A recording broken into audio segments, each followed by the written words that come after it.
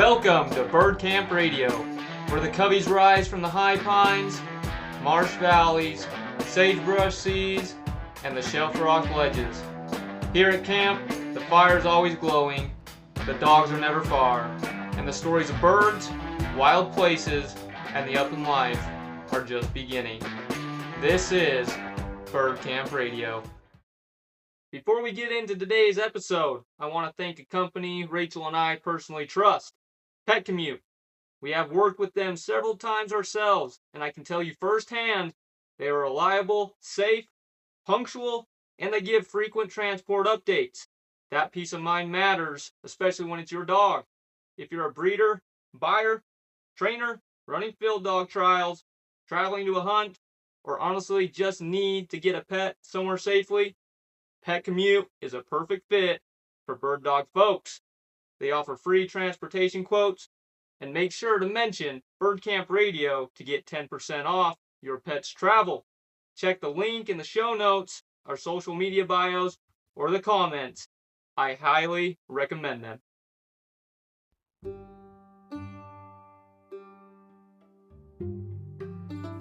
Welcome back, everyone, to the Bird Camp Radio podcast. It's your host, Kellen Golightly, and we're excited to be here for our 25th episode with Matt Millbauer from Washington. A little bit earlier, Matt sent in his bio to us, and I'm going to read that for us real quick. Matt Millbauer hunts upland birds across Washington's Columbia Basin with his Springer spaniels, Bridge and Sophie. A Kennewick, Washington native, he serves on the board of his local Pheasants Forever chapter. Matt is also the host of the Go Flush Yourself podcast, where he explores flushing dog breeds and upland hunting culture. Professionally, Matt has spent nearly 20 years working in occupational safety and currently serves as a corporate safety manager in the technology industry. He also teaches occupational safety at both the university and his local college. Outside of working and hunting, Matt enjoys spending time with his wife and teenage children and creates bird dog portraits that raise funds for conservation profits. Matt, we're excited to have you on. How are you? Oh, thanks for having me on, Kel. Really appreciate it. I'm doing good. Just getting through this off season, itching for September to roll around. I know, aren't we all now at this point? Now it's just a matter of time, counting down the days, trying to fill our time with other things. Yeah, for sure. Yeah, exactly. And things that are usually somewhat related to bird hunt. It feels like taking the dogs out or shooting some clays, just trying to get through it. Exactly, man. Hey, well, we're excited to have you on. For the most of you that know and have watched this and listened to this, we like to play a quick game that's called Rapid Fire Around the Campfire game with each one of our guests. So, Matt, we talked a little bit about this before, so whenever you're ready, I think we're ready to go. Let's go. Let's do it, man. All right, here we go. Favorite wild bird to chase? What is it? Most challenging bird? Hunt. Favorite dog trait? Affection. Best bird for eating? Dove. Go-to field snack? Powdered donuts. Dream hunting destination? Oh, South Dakota. Favorite month to hunt? November.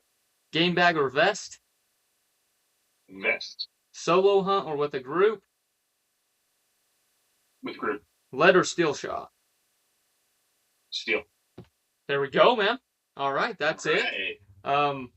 I'll release that at the end of the podcast, but it's looking good for the leaderboard, so I'm just going to say that. It's looking good. No, that's awesome.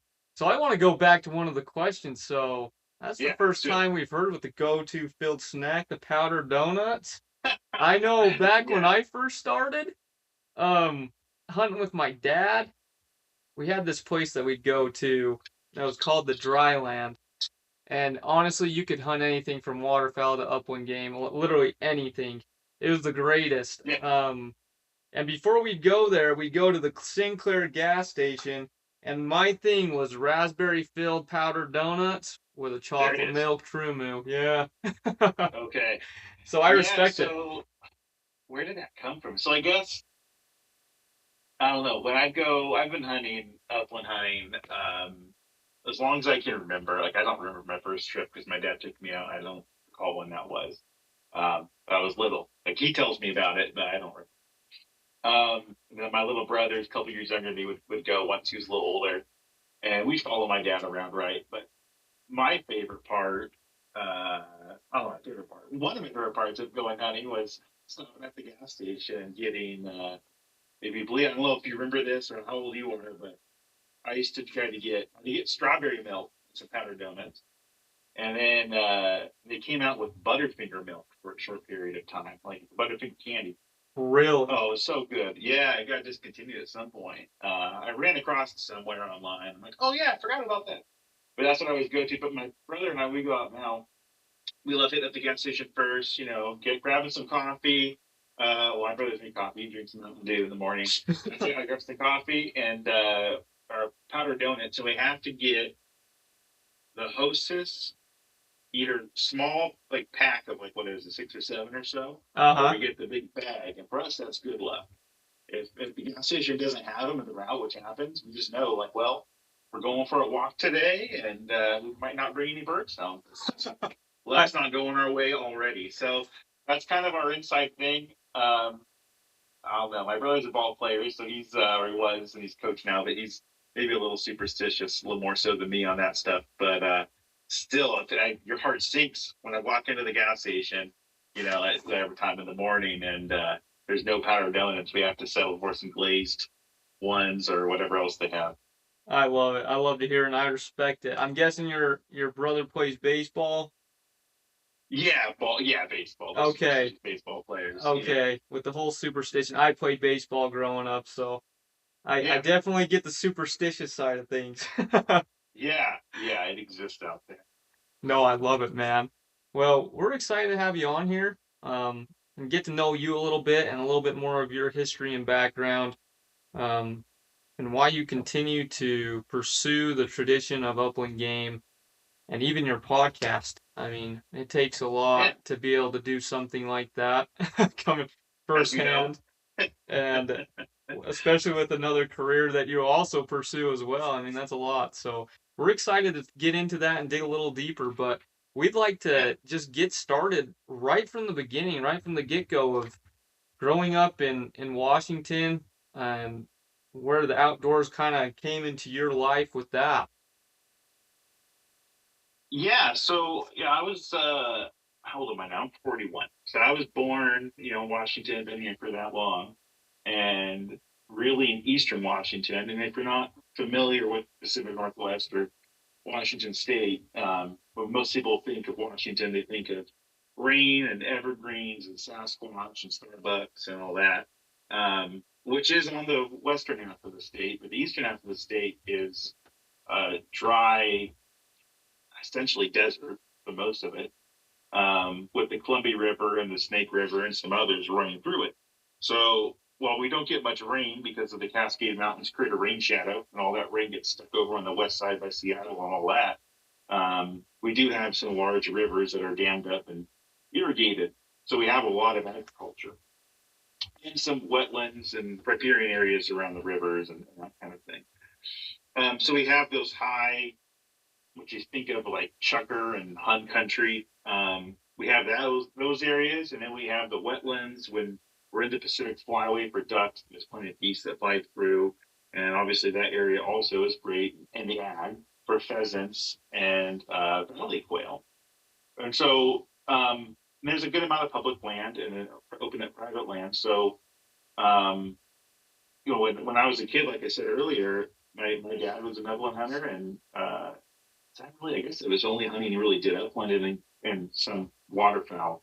But he would take us out, and I don't remember a time in my life when I wasn't in love with upland hunting. Whether it was our dogs, eventually shotguns, the camaraderie, the whole the whole like Saturday morning of it all, of like we have this thing, we wake up early, go out, drive, the whole thing. And um I've always just loved it. And the birds too. My first word actually as a kid was bird when I was little, when I was a baby.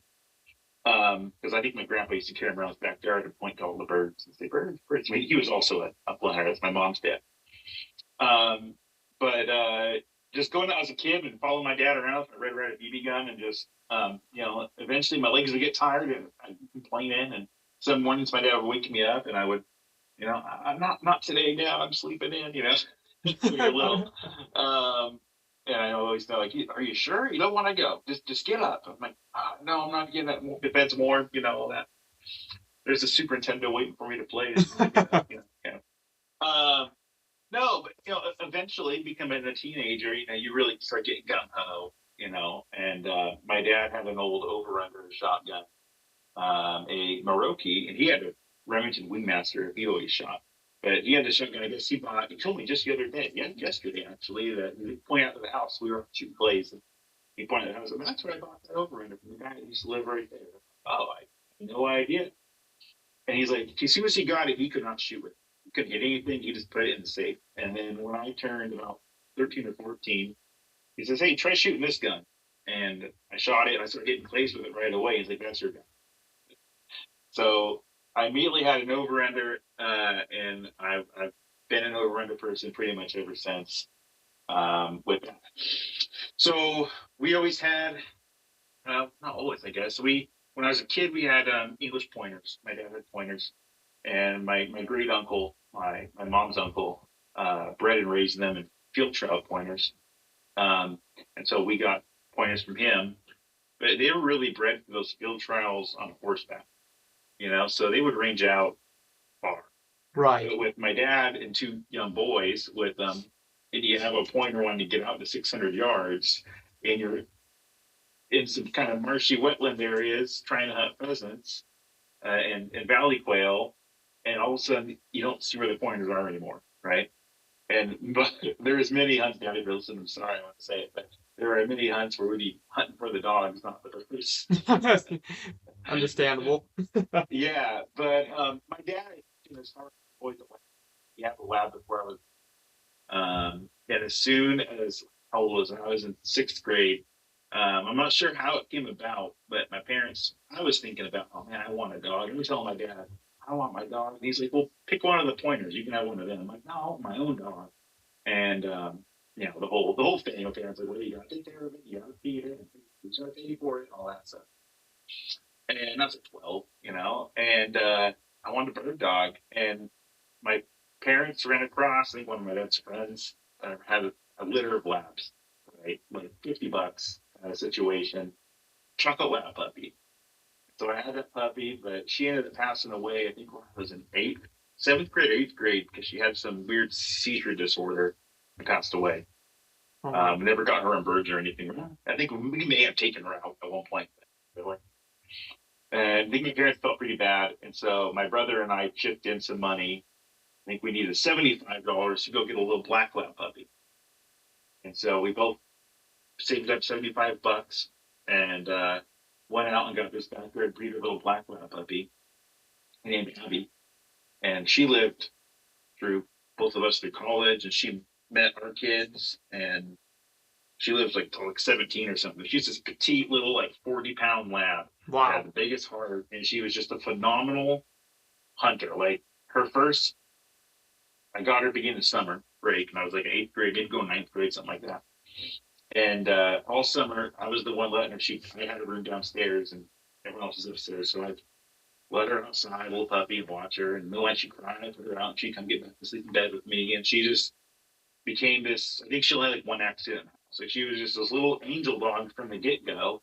And maybe, nostalgia makes the glasses a little rosy, but I think my family felt back me up on that. She was, and anyone's been around her, she was just that dog that she just from the get-go was just a good little dog. And we took her hunting, and she took to upland hunting right away. The only thing she had a problem with is she wanted to chomp birds. She retrieved them. She had time out of her mouth. She'd bring them back to you, but she wasn't gonna let go of it. That never ever changed. And sometimes when we shoot a bird, we'd be like, "Get it before she does." It's like, hurry up. Yeah, like, go pick it up if you can. That was their only downfall, really. But there's stories of great hunts with my brother and I. Getting our driver's licenses. He had a truck, and we'd drive out in the early mornings all season with her, and take her hunting. And then later, my brother would take her hunting. Like we just hand her off back and forth. We went to college. She'd stay with us. Where we were going to college, and she had to pull like double, triple duty to cover everyone's hunting. But she did it, and lived a long life. She's one of those. She's definitely a lifetime dog. I am a believer. You have more than one, hopefully, but she's up there. It's really like, I guess, a ramble there a bit, but it is a podcast. I'm used to my podcast where I'm asking other people questions and not just talking myself. But that's kind of where hunting started, and from there, I guess in my 20s, early 30s, my hunting kind of fell off. Just had young kids and started a career, and I didn't have a dog, and I'd go out. My brother always had a lab, and my dad got another lab, and I'd go out with them when I could and do duck hunt, whatever. Just didn't have the time, the money, the energy to go chase that, as well as everything in life at that point. But the last 7 years, I started getting more hardcore. I picked up two springers now. I love my springers, and more fleshy dogs to go with the Go Flush Yourself podcast. But the springers, I love them.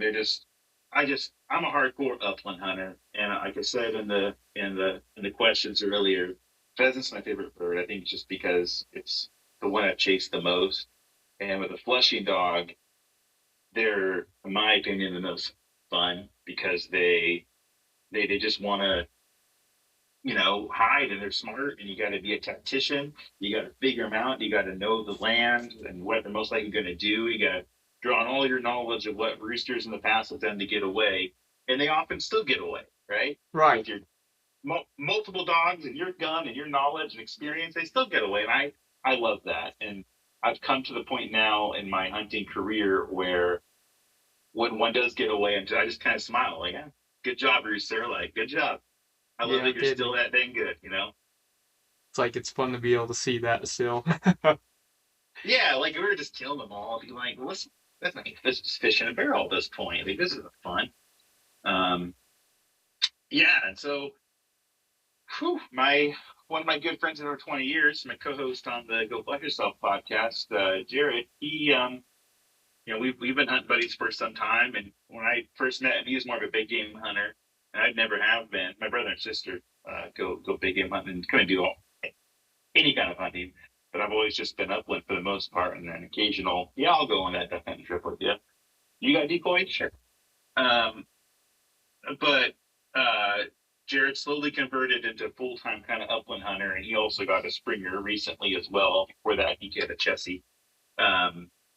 So now we're just full bore upland nuts. I got my buddies in it now. My dad and brother are, and then we started a Pheasants Forever chapter here in our couple of counties that neighbor each other around the Columbia and Snake Rivers, and my dad and brother and sister and brother-in-law and my brother, and we've met so many more people now that are in the chapter, and it's been growing now for a couple years, and we've been having just a blast with that, spreading the passion for upland hunting, but also we have an awesome, you should have him on the podcast, Rex Sherburne. He's been on my podcast once. He's our habitat guy. Okay.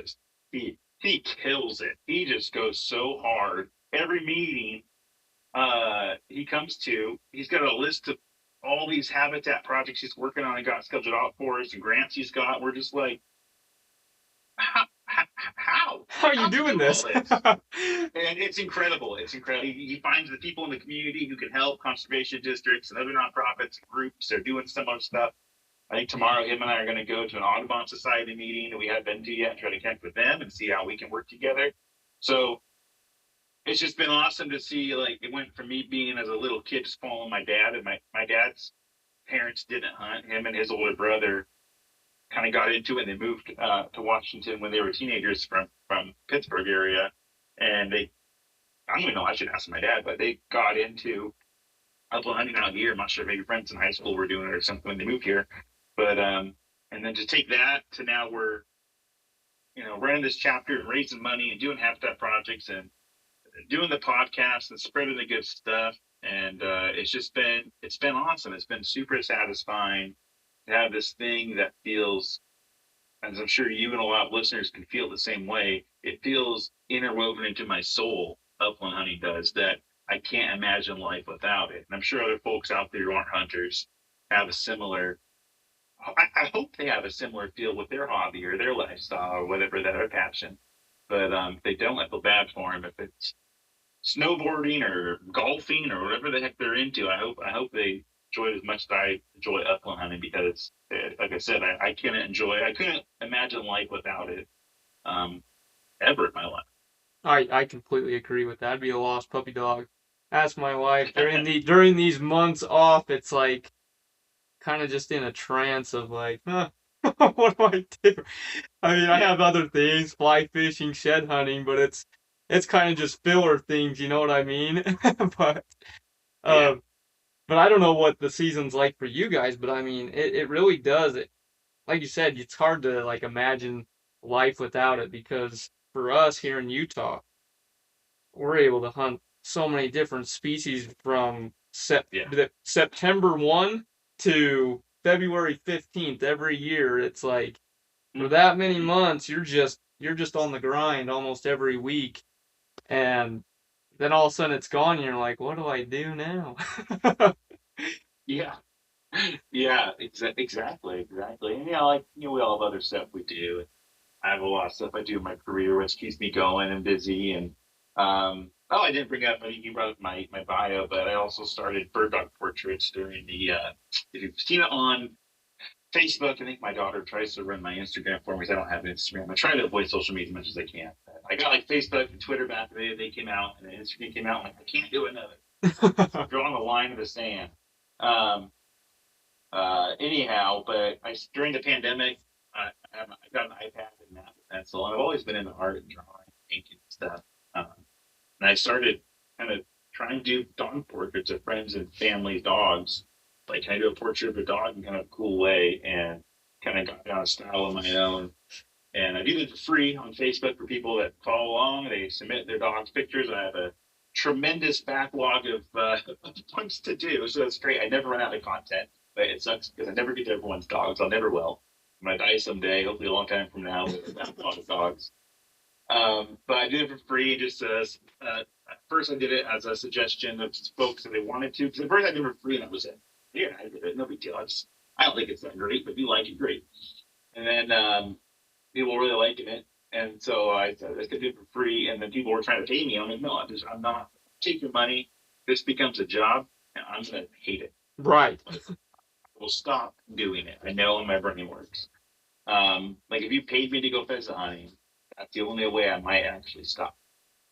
Um, but so I said, all right, if you want to give money, donate it to Pheasants Forever or Doug Cylinder, whatever, pick your place. It is donate it to the Humane Society in your, the animal control place in your town, if that's what you, the shelter, if you want to do that. Whatever, help some dogs out, some birds out, whatever.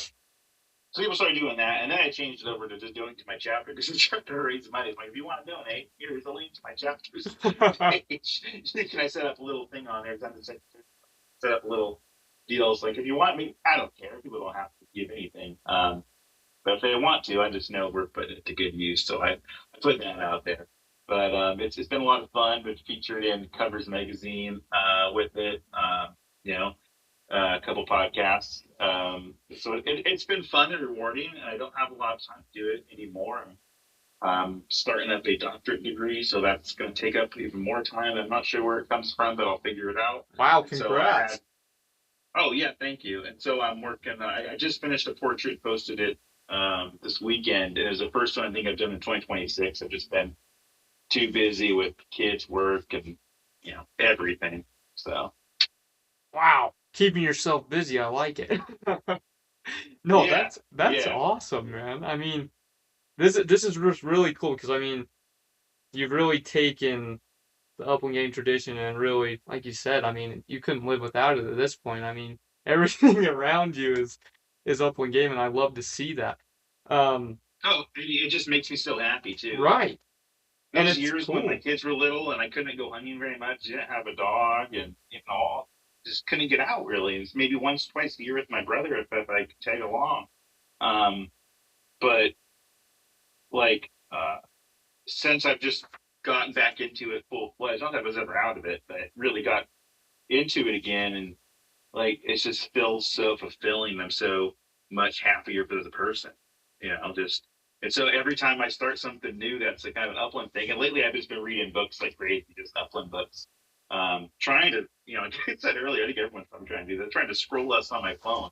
And I'm like, put the phone down, pick up a book, and sit there and read that. It's way better off. So I've been reading different kind of upland writing, outdoors writing, and it's just like another thing, right? Like, all right, get read these and have a good time in the off season. So yeah, I I'm trying to love develop that. myself in it. Every time I add something else, upland or kind of hunting, bird hunting, dogs to it, I feel more fulfilled in life. So Wow, I love it. probably gonna keep going. That's awesome, man. I just kind of want to focus on real quick. I mean, you were talking about how, I mean, you've helped build an upland game community, starting your own chapter for with Pheasants Forever. How did that kind of come to be? What was kind of the logistics of that in your area for you? Um, I think it's. Oh, sorry, that was an alarm. I want to hear that. It's time for my wife to feed her Yorkies. Yeah, Love it. yeah, no. So, yeah, so I think my family has a bit of a curse that we like to help out with things, especially things you don't get paid for. Like, my dad's on. It feels like like he's retired now. But he's like busier than ever. Um, he's just on every board, city council, like every nonprofit. He just can't say no. As a president of like his Ford Mustang Club, for car shows and that kind of stuff. Like he just doesn't stop. And my mom, she passed away, but she was the same way. Like every time there was a board or something with the kids, baseball, little league boards, and school PTOs and all PTAs and all that stuff. Like she'd always not only do it, she'd like end up being the president of it, like almost every time without fault. And I think myself and my two siblings just either by watching it or genetic or both, we kind of fall into that. And so when I realized there wasn't a chapter for our area, so I live in the Tri Cities area. For anyone familiar in Kennewick, there's Walla Walla, Washington, which you probably have heard of because fun name, is about an hour east of us, and then Yakima, Washington, is about an hour west of us. And both of those are smaller towns population wise than ours, and they had pretty solid chapters. Like, why don't we have one here? Like when I go out in the field on opening day, it's packed full of people everywhere. Like people are there's upland hunters here. And so I just kind of asked my dad, like, hey, would you want to do this with me? He's like, yeah, like, we can do that. Or I knew he wasn't gonna say no. And I'm like, we can get, my brother and sister involved, and we got some friends. Like, we can get these people involved. I said, yeah, yeah, let's do. So I just reached out to my cold message business forever, and I clicked on I want to start a chapter button, and Chad Harvey with them, he's a regional rep. It was like essentially the whole Northwest and Outland, Alaska, and Canada. He's like huge range. He's in Montana, but he got a hold of us, and we started talking with him and helped us start a chapter up. And yeah, we have actually an event this weekend for Place for Conservation event. It's pretty cool that we've just been kind of heads down working on nonstop with all of our free time in the chapter. But like it just kind of came out of that, and then we just started kind of growing it. And there's a couple folks that a handful of folks that kind of are always there helping all the meetings, all the stuff. And like I said, Rex and Brett's a fundraising guy, and Sarah, our treasurer, like they're just rock stars. And slowly kind of bringing more folks in to kind of be those, I won't say permanent, but kind of like every month, every event kind of person. Every habitat project, like they're always kind of there. And some folks just do the habitat stuff. Some folks just do the, whatever, because they all have their fortes. But it's just kind of grown organically, and I've just been pushing it hard on social media locally and any other avenue we have to push it. Working with the state to put signs up on the like state land has a big cork boards kind of in front of their in a lot of parking lots for kind of public state land, and getting signs up there with QR codes like come to the chapter meeting, that kind of stuff. So growing it that way, having pint nights at local breweries, and we're working with them to give us kickbacks off their sales. So we're just kind of got it rolling in a bunch of different ways, and it's been cool to see. It's only been a couple of years, but it'd be really cool to see it grow into something substantial and something that is around longer than us. Wow. That's fascinating, man. Being able to, I mean, that takes a lot of dedication right there and a lot of passion. And I respect that, being able to start a chapter like that from the ground up. Now it seems like it's on the roll now. Got something good going. Yeah, at first it felt slow. We just kept going to a meeting and being like, well, anything else to talk about? We weren't quite sure what we were doing. And but as soon as we got the right people, I mean, it really comes down to the folks that show up, right? If someone's going to show up, and we have an awesome biologist for the state that is local, and he kind of serves our local area, and McCaden, and he shows up almost every meeting, outside of his work hours. But I can tell for him, it's also a passion thing too. He's always helping and getting us hooked up with the state and different things they're doing, and giving us projects and all sorts of fun stuff. So yeah, it doesn't feel like work because it's like, especially right now in the off season, it's like I'm still in the up, you know. Right, you're just being able to even keep going. And the weird thing about me too is I'm not really an outdoors person.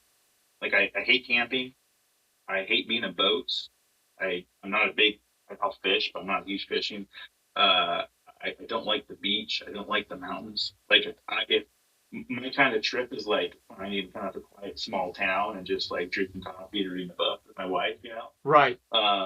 Like, but I love the uplands and I love that part of it. But like, so for me, like I don't like if I was a fly fisherman, like there's a lot of upland guys. You mentioned yourself, we're also into fly fishing, and it kind of nice because that's more of the off season for hunting, right? Like you can kind of keep it rolling, amongst other things you get outdoors. But like I during the summer, I'm like, oh, spring and summer, geez, am I gonna have this itch, right? And then it's nice to be able to fulfill it in other ways, because even if I'm sitting here at my desk on my computer, in the evenings, between like a grade papers usually for my teaching, and then I pop it up and go for my what's my to-do list for pheasants, and start going through that, and it just feels like, yeah, I'm doing something for the uplands. Like even if it's not me out there, I don't know if it's just seeing me at any of the habitat events. Now that I think about it, I think I went to one maybe, but it's just not like I'm not a handy person. I'm not like you put me in the backyard to work. Like yeah, I mow the lawn. It kind of looks like crap, and like it's just not my mindset. It's not what I'm good at. If you, I can go with social media and I can build out all the PowerPoints and all the stuff, and coordinate and emails and the big group emails that go and all that kind of stuff, and that's why I'm secretary probably. But doing that feels like, yeah, I'm still helping the upland, still I'm doing this stuff. So it feels good doing it. It doesn't feel like work. Hey, I love that. Just paying your dues up front. Make it easy for bring you good luck. All right, everyone. Quick shout out to our friends at Pet Commute. If you ever tried coordinating dog transport yourself, you know it's not simple. Whether it's a new pup coming home, a finished dog heading to a buyer, a field trial trip, or even, let's be honest, your wife needing her little mutt transported safely, Pet Commute handles it professionally. Rachel and I have personally transported with them, and I can confidently say they are reliable, safe, punctual, and they keep owners updated the entire trip. They offer free quotes, and if you mention Bird Camp Radio, you'll get 10% off your pet's travel. Hit the link in the show notes, comments, or our socials.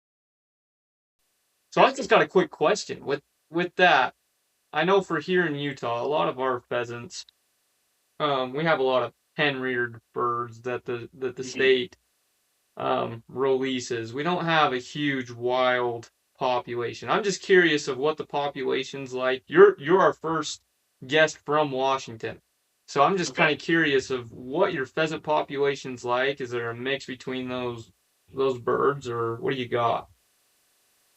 So trying to consider how do I want to word this and not overhype. It's not South Dakota. It's not North Dakota. It's not Eastern Montana, right? It's not that. But we do have some birds out here.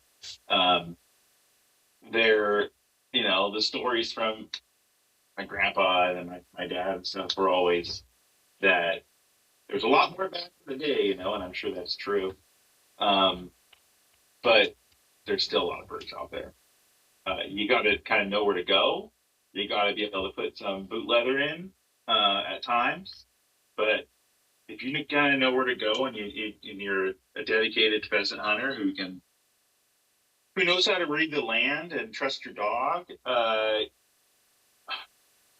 you can get into birds every hunt, right? If you really want to. Do I every time? No. It's not at lunchtime. I want to go home. I get that. But you know what I mean. But if I stick, there's no way I'm not questioning. And honestly, the cool thing about here, it's probably true of Oregon and probably parts of California and Idaho for sure. Idaho is very similar. Um, is at least southern Idaho, if you think down by the Snake River and the Boise and whole part of Idaho, um, is wherever you're finding pheasants, you're probably also finding valley quail. And recently, the valley quail have been plentiful. And it's just been. Do you have valley quail where you're at? California quail, valley quail? I think Where it's almost I'm like at, some, we maybe. we I'm not have sure where you're at in Utah. some. I mean, I'm up in the northern area. We have Okay. a better population down south towards like St. George area. More Okay, of that makes that. sense. Okay, Yeah. right, that makes sense. But whenever we find pheasants, so the dog gets birdie, and for me, I'm flushers, remember, not pointers, um, which is probably the way I'll keep the rest of my life. But I, you don't know what you're going to get. Either you're going to get a big old rooster is going to come out of there, or a hen pheasant, or covey of quail, right? And like they're in the same, pretty much. I'm sure there's some distinct areas. There's some, the differences, but for the most part, they're in the same habitat. So you don't know what you're going to get, and that's part of also why I like flushers is like it just happens, and you got to react, you got to quick, and you got to pay attention the whole time, and it really, um, oh, what's the right way to say it? It really it allows you to be in the present, in my opinion, more so than I'm going to say a pointing dog, just to pick on the pointing dog people, just for fun, because that's always fun. Um, Especially for some go flush yourself. We talk about flushing dogs, but it just you're constantly. It's almost like meditation, right? Like you are focused on the dog. Your brain can't wander, right? You can't. It can wander in a way of like, look at those hills over there, but it can't wander back towards work or bills or all the stuff you're trying not to think about when you're hunting because it's one of the reasons I think we hunt, right? Right. And when you have a flushing dog and you're in cover where you could have a quail or a pheasant or in the right place as a hunt or a chucker flush, you know, a covey of those, you can't think of those things, and so your brain just kind of falls into this living in the present in a way that people try to do, and I have too in the past through meditation to try to live in that present moment. And it's so hard for us to do because all we want to do is worry about the past and worry about the future and not be in the present. And the closest I've been to that is upland hunting by my flushing dogs because you have to be in the present if you want to be successful. And successful in the terms of getting the bird. There's other ways to be successful hunting, obviously, but um, and then all of a sudden that meditation is watching your dog work and work gets broken up in a split second with the bird getting up, and then you have to react in a way that's the opposite. You're still immediately in the present. You can't think about the future or past when the bird gets up. You're trying to get on it, and you had no warning because it wasn't pointed. But you have to go from this quiet meditative state of you just walking through the beautiful outdoors in the fall and everything's pretty and awesome and the air is crisp and There may be some dew and all those things that we love about the uplands in the fall and during bird season. And then it's broken up by this bird flush that's just, if it's a pheasant, which is one other reason why they're my favorites, that it's the rooster, that cackle, the big explosive flush, and it's in the air and it's beautiful. And you take all this drab color that we have around here from our sagebrush and grasses and Russian olive trees, and all of a sudden you have this Christmas colored bird flushing out of the weeds, and you have to snap and react, and ideally be in some sort of flow state to hit it, right? Right. And if you hit it, everything, and we all shoot birds all the time, right? This happens all the time for us. And but if you think of that one single time, if you hit it, everything went right from when you woke up that morning, or maybe even before that when you were planning on where to go, to when you bought your powder donuts, to when you got your gun out of the seat, the dog out of the truck, and chose where to go and followed your dog, and then all those things I talked about, it all went right, and then you hit it. Like everything had to line up in a way that anywhere else in my modern life in 2026, yeah, I don't get that, right? I don't, things don't have to line up in the modern world in that kind of similar way for me to get something. For example, if I want a cheeseburger, I'm going to drive down to McDonald's to get a cheeseburger, and there's not much thought, effort, things to line up to do it. It just happens, right? Now, there's a complicated process behind it happening, but I wasn't involved in it, and if I don't want to think about it, I don't even think about the meat and the bread and the cheese and the workers and the business and the franchise and all these things, right? I just go get it. And in bird hunting, there's no one else helping me get it outside of my vest that I bought and my gun that I bought, my breeder got my dog. Like those things are out there, and you don't do it all on your own, obviously. But that day, I did it all on my own in a wild place on a wild bird, and I'm going to bring it home, and we're going to put the tail feather up in the cup on my bookshelf up here, and we're going to eat meat, smoke the meat, how I usually do it, and share that with our family. And just don't know, and maybe that's the core of the beauty of it, is that you can go out there, live in the present, and then experience all of that. I just don't know how people live without it. Wow. I couldn't say that better myself, honestly, because it's so true. Everything that it takes to align to make what you're talking about. I mean, it's really art in a sense. And I really take it back to, like, I mean, we talked a little bit about baseball earlier on, more on the other aspect of it, but I just think within baseball, playing baseball, there's so many things that have to play into the factors, especially when hitting ball. And it's like, I think that's partly why I always have like the same mentality as I did going towards baseball as I do with that. Like you said, you're able to like put yourself in a whole different world. Like for me, my mind is always running. Like I can't shut my mind off. Same. And like it can be crazy, but like you said, like I feel like when I can hone in on something like that, like everything slows down. Like my mind, like you said, my mind is still going, but it's clear, concise, and it's in a place I want it to be. So I completely agree with that. That's amazing. Yeah, yeah. It serves as a reset. We have to go back to life and work and taxes and bills and cars and things breaking and all that crap that we have to live with in today's world, for better or worse. I mean, so that's all awesome. But like we get a break from it, and the more for me, the more wild of a place I can be, the more furthest away. If I'm hunting alone, the better. But then, like I said in the questions, that was one I went back and forth on because sometimes I like hunting alone, and other times I like hunting in a group. But I think I feel more fulfilled by hunting in a group. It just feels more. I'm not a super social person, for if that's surprising, because I'm having a podcast and helping this chapter and stuff. But I like being alone.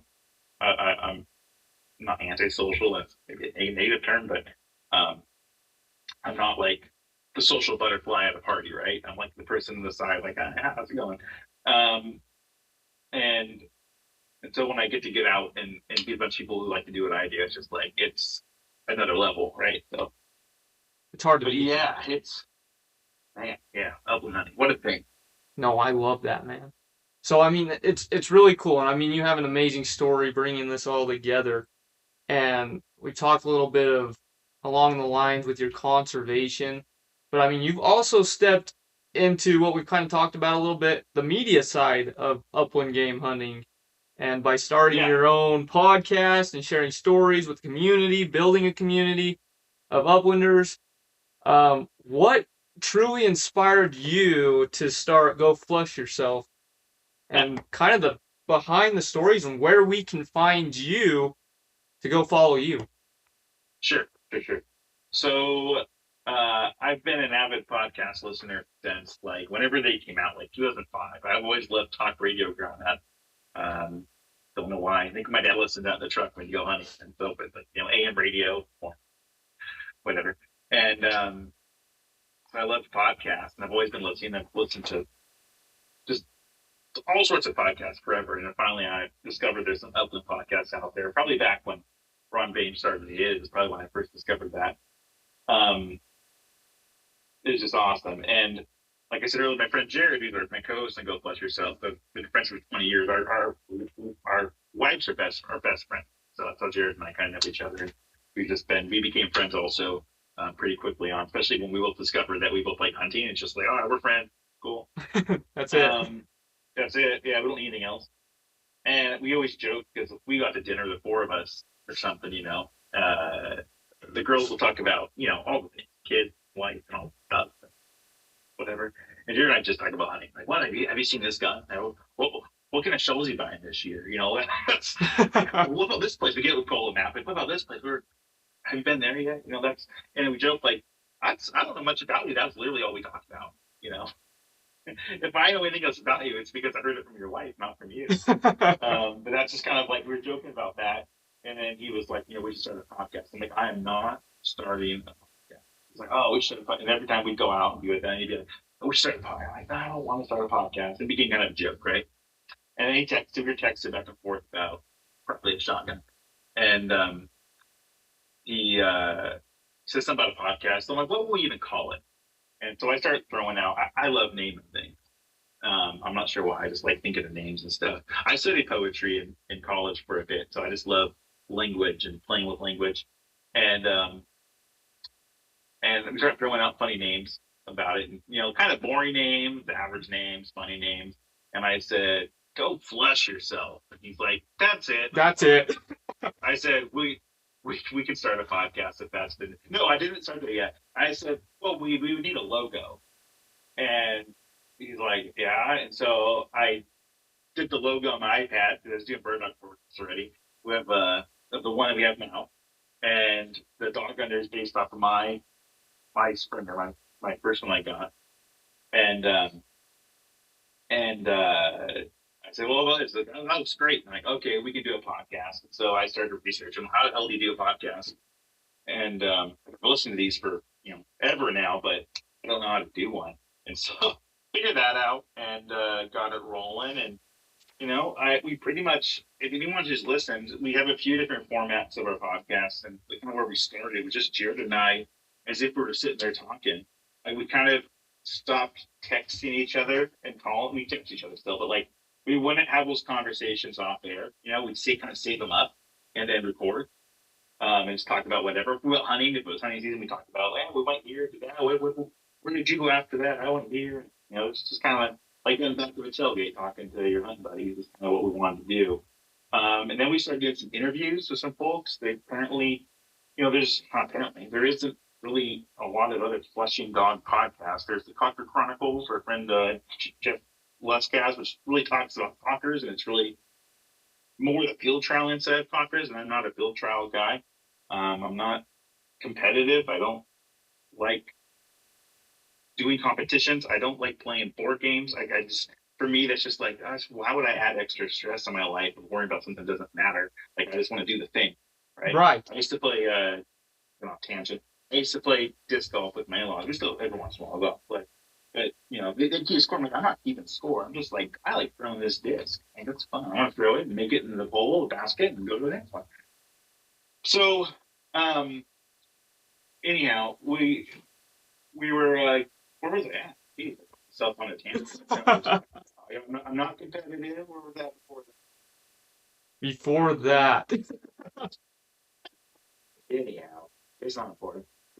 To the podcast, yeah. So we started getting guests, and then we were trying to do one every 2 weeks, and we're both busy. Jared has 4 kids. I got 2 kids, and I have 4 dogs, and he has 2 dogs, and so it's just we've got work and all the stuff, and it's tough to get time together. And he works shift work, and I work a 9 to 5, so it's just we're never off at the same time. It felt like, and so I started doing these kind of history of podcasts where I kind of would write a script and have AI kind of help me to make it sound better than I have time to do all my own, which is pretty cool actually.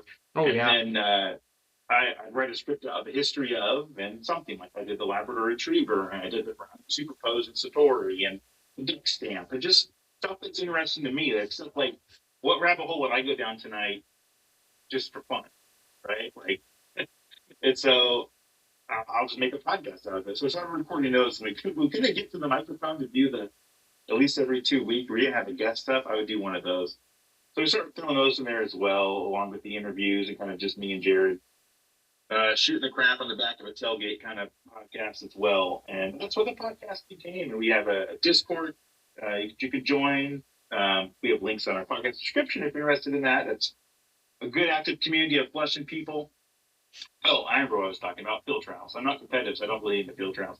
But there's really not a lot of Flushing podcasts. So a lot of guests wanted to come on and talk because, oh, just Flushing. I'm just a Flushing person. I have Springers. I have Labs. I have whatever, Cockers.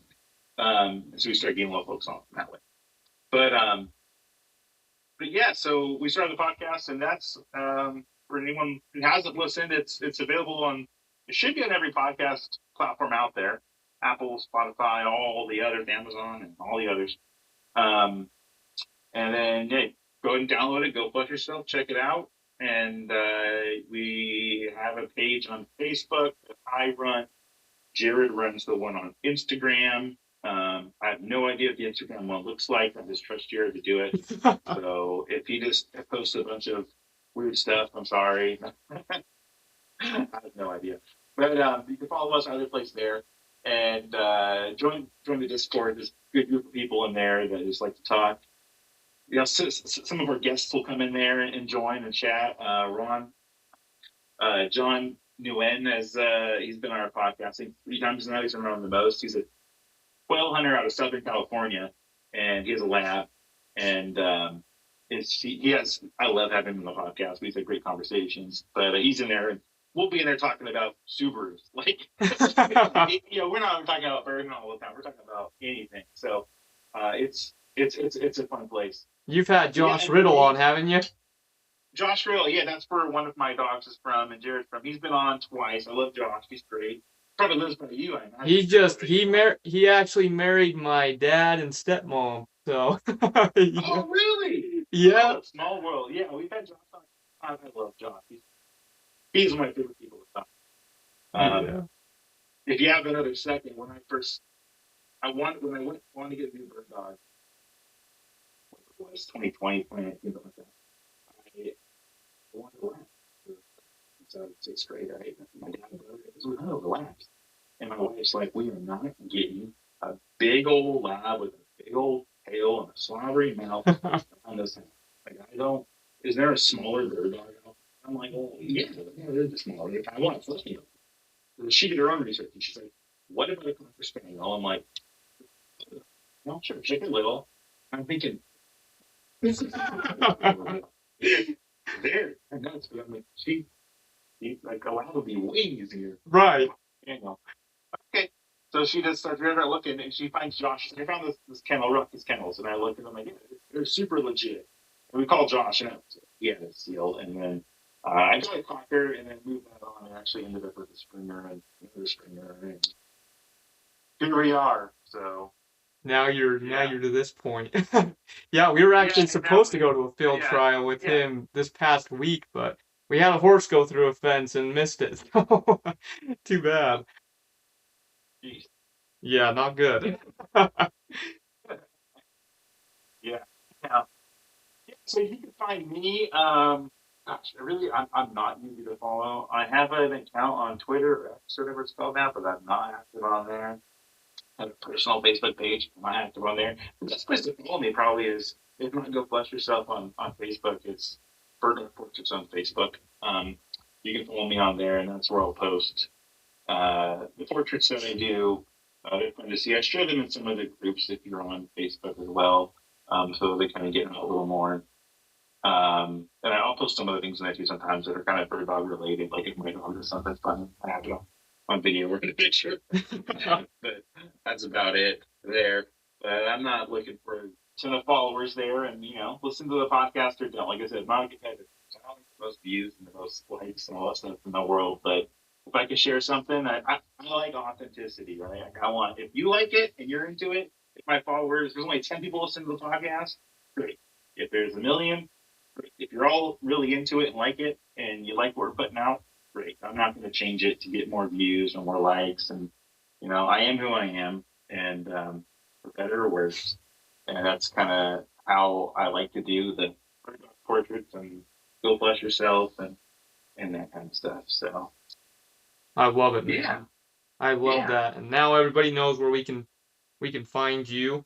And as well, we'll put that in the description of the episode. So if anybody has any questions, feel free to reach out and find that link. You know where to find Matt too. Go give him a follow. I mean, great guy, as we all know now. Like, love it, man. And it's been fun being able to have you on here and get to hear your story and what you're doing out there. Before we close, I always ask one question, and I've asked this question to every single guest on the podcast, and I love to hear everybody's answers. And that question is just, what kind of advice would you give upland game hunters or anybody coming up into the tradition? Man, fortunately, I have my kids are not into hunting at all. They're not interested. And I actually love that because they're following their own passions. They're not doing something just because dad does it, right? Like they definitely have their passions and stuff. I never would have dreamed of, so I love that. But I have a nephew whose parents don't hunt, but he wants to pheasant it so bad. And last year he got his first rooster. And so I kind of have some experience in thinking about, what do we tell people new to this, whether they're kids or whether they're, middle-aged people, and really what I think it is don't put pressure on yourself. Right. It's so easy. And like some of the beauty we have of, and I really think it is beautiful, from social media, YouTube, podcasts, books, like all the media we have accessible to us now about, I'll just keep it to upland hunting alone, that we didn't have back when I was a kid that I would have killed for. It's easy to compare yourself to others and not find joy in what this is. And if someone asked me and let's just say they were my age and coming into it, it's easier for me to think about. I would say just go have fun. Like, you do it the way you want to do it. And if it's legal, ethical, go have a ball. And if that means you want to get a limit every time and that's your goal and you're disappointed if you're not, great. If it means you just want to get out with your dog and go on a walk with the gun and you don't care what happens, great. Like, go out there and do it the way you want to do it, and don't try to go out and do it because you're competing with your favorite guy on YouTube or the podcasters that talked about all the birds they got or all the states they traveled to. Like, I don't travel much. I went hunting to Montana once, and it was awesome. A couple of years ago, my brother and I took my dad out there for his retirement, and we did some pheasant hunting, and it was amazing. It was a great trip, one of my favorites. But I'm happy just hunting around the mid-Columbia here in Eastern Washington, and I'm totally happy with that. But if I compare myself to other, with some influencers out there, I'm not using that term as a derogatory term, I think it's kind of gets used that way now. I'm not at all, it's just the way to describe it. I would be failing as an upland hunter because I haven't been to South Dakota and I haven't been to Kansas and all the places. I haven't, I live not far from Hell's Canyon. I have not hunted a chucker there because I have zero interest, right? Right. But if I was trying to follow those trends, I'll call them, I would go to Hell's Canyon and I would have a miserable time. Maybe I wouldn't, maybe I'm wrong. I would have a miserable time because I hate hiking up hills because, once again, I'm not an outdoor person and just like upland hunting. But I would have a miserable time and I go, why am I doing this? I'm doing this for someone else and they're never going to know about it. Right? What's the point? Well, I enjoy doing it. I unapologetically love hunting pheasant. And if a hunt or a quail gets up too, that is awesome. But on the opener last year, my dad and I were fortunate enough to both limit out on pheasants, um, and it was awesome. And Jared called me and goes, "Where are we going now?" It was like 10 o'clock a.m. Like, we're limited. Well, I'm going home and watching football. Look my feet up. And Jared's like, "What are you doing? Where are you going next?" I'm like, "Dude, I legally can't shoot my birds." Like, "Well, there's quail." And I go, "No, I've got my 3 birds. I'm really happy with where I'm at. Like, I'm sorry. I'm not going to meet up with you this afternoon." Right, it's like I'm happy, I'm content with where I'm at. I'm going to go clean these birds and clean the dogs and clean my gun and take a nap. You know, I'm gonna relax. Father, yeah, like I'm happy as can be right now. Like, this is the best Saturday ever. And I think more people, I guess it's kind of a long-winded answer, but more people, I think, just need to hunt what they want to do and just love it. And if they can and are willing, share it, right? We need more people out there that nothing wrong with if you're traveling the whole country hunting birds and stepping at the tailgate. Like, that's awesome. Good for you. I hope you're having a fun time. And I'm sure it's a blast. But like the people that aren't, people just like, I just hunt this one little part of my state and I love it. Like, if you're willing to share that out there on YouTube, in a book, in a magazine article, on a podcast, like, share that out there. We need more people out there showing a diversity of what upland hunting community is. It's not just folks that have a trailer full of dogs, whatever the cool breed is to have right now, and you're driving around with them, and you're hitting up all the cool hot spots in the country that everyone goes to. Like, like if someone just hunts northern Minnesota and they're hunting grouse and that's all they do, share that. I'd love to see, because that person has so much knowledge that we're not going to get because it's not being celebrated right now for whatever reason. Right. No, that is one of the best answers I've heard. I'll tell you that for sure. I feel like that's a really important part. I mean, I get caught up in that sometimes on a bad hunt, or like, okay, I can't say bad hunt. I've never been on a bad hunt at the end of the day. I mean, at the end of the day, it's always worth it in my opinion, but I mean, you get caught up in it and sometimes it's like, gosh dang, it's not going well. Yeah. It's like, and my wife's had to tell me that. She's like, then why are you out here? You know what? Yeah, you know what? That's right. If I ain't Right. having fun, what am I doing out here? But I am having fun, so I need to chill out. I caught myself once with a thought in the field. I should be totally fine.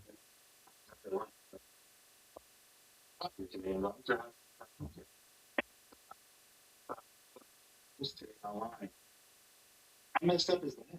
Yeah, it's like, what am I doing? You can't think of that. That's not how you want to hunt. If someone else does, fine. Like, that's not how you want to hunt. In my opinion, it's disrespectful to the bird. The life that you're taking. If you're just gonna want it to, the only reason you wanted it was to post a picture online. And yeah, you're gonna eat it, and you're not gonna let it go to waste. But like, no, you can't have that again. And I think anyone who's online at all, on social media at all, has that thought at times. For sure. I think people who say they aren't just have not just don't want to admit it, and that's fine too. But that's out there, and for me, I'm like, nope, put that aside. You gotta be conscious of that's in your head. You gotta get that out of there. You probably should turn screen time on your phone so you're not using it as much, because something's going on where you're chasing that online clout. Well, that's not the right thing to do. Right. That's not the max enjoyment you're going to get out of this thing you love so much. You're going to take enjoyment from it by trying to do it for other people and not just for you and your dogs. And right there, like you said, you gotta turn that switch. That's true. I mean, I completely agree. I've been there with the same thought, and it's like you feel wrong. It comes to your mind, and it's like that just feels wrong. And I love what you had to say about that. Is just gotta flip that switch. Flip that switch. Get away from screen time, and put it away.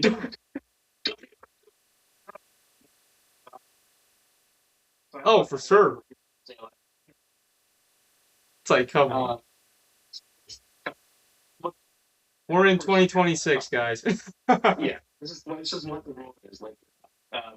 But it just becomes, on the flip side of that, we have all this media out there at our fingertips you could be 24/7 in the upland world all year long in one way or another.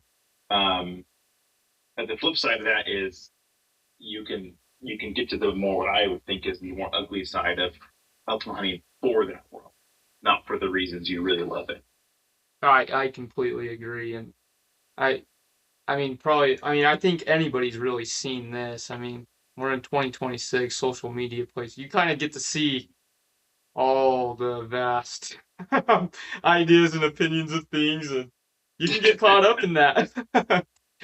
And like you said, it's good to be able to switch that off and be able to have some screen time off from the screen time.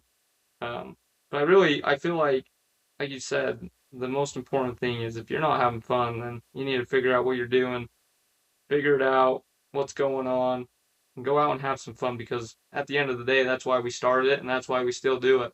And sometimes we get caught Yeah. up in other things, like you said, but at the end of the day, we got to come back to why we do it and why we're having fun doing it. So Hey, I at love that, the man. best, we got 60 seasons in us, man, at best. So, as adults at least. So, like, make it count. Like, don't do it for other people. Do it for you. For sure.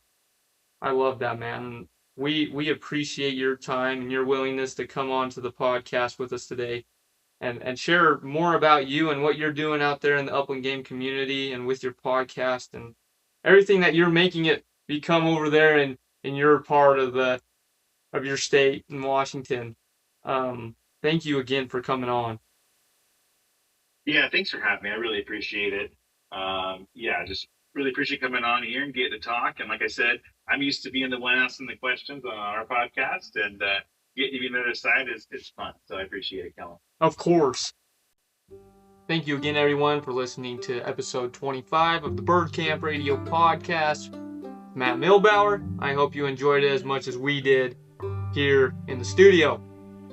Everyone, before you leave, we need to release Matt's time for the rapid fire around the campfire game. He kind of shook it up a little bit. Matt, your time was 40.30 seconds, which puts you in 7th place on our leaderboard. You know where to find us. You can find us on Spotify, iHeartRadio, and Apple Podcasts. As well, you can find us on Instagram, Facebook, and TikTok.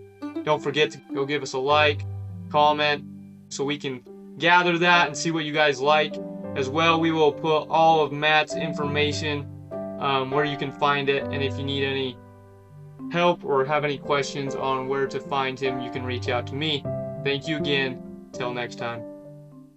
You've been listening to Bird Camp Radio, where the high pines, marsh valleys, sagebrush seas, and shelf rock ledges always call us back.